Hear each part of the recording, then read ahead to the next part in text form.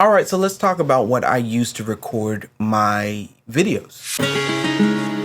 What's going on? It's your boy Josh Dunson, aka Streaming Beats. This channel is all about streaming and video production. So if you like this kind of content, consider subscribing. I do have a music page where everything is all about audio. If you would like to go to that channel and learn more about audio, hit the link in the description below. Before we get into how I record, I want you to see what I do to record and how you can improve your recordings. So this is a setup that I have implemented. It's very small, minimal.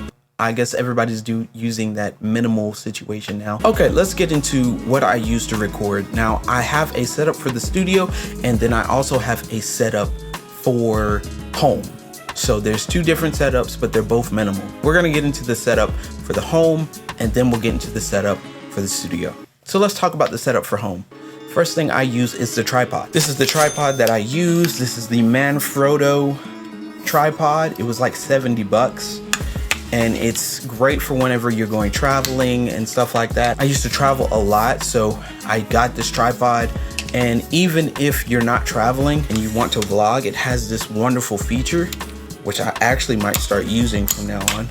This feature where you can take the top off and just use it as a vlogging situation. Now, the next thing I want to talk about for my home setup is my camera.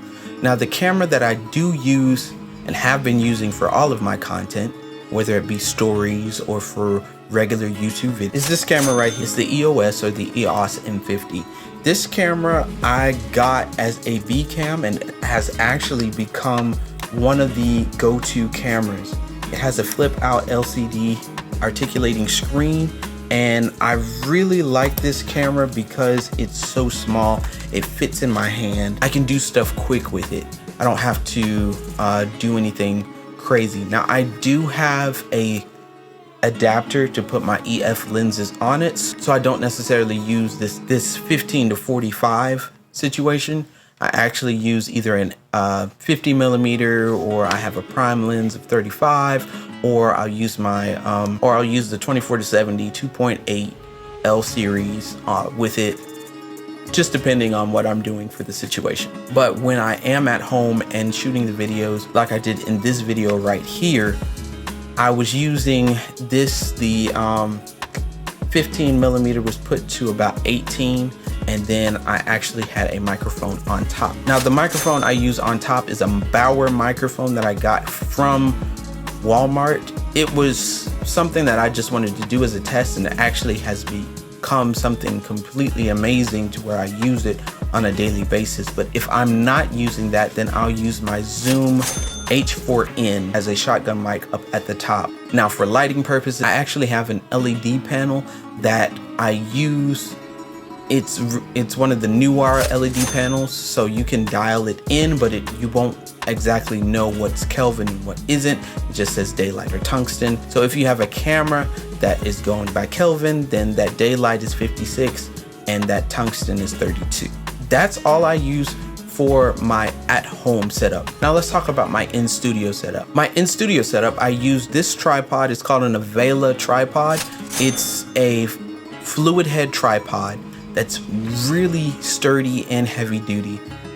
Goes up really high, even higher than the Manfrotto that we have here at the studio. I do use that. It also has a quick release plate.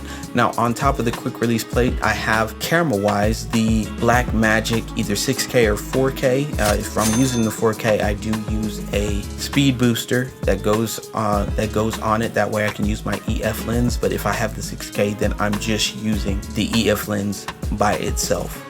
Now, the lens I'm using right now is a 24 to 70 millimeter 2.8 L series lens. It's just really clean, and I really like the look of it, and it makes everything look amazing. I'm shooting in 1920 by 1080 ProRes, so I don't have to worry too much about storage issues. Now, for audio, I am using a Sony microphone.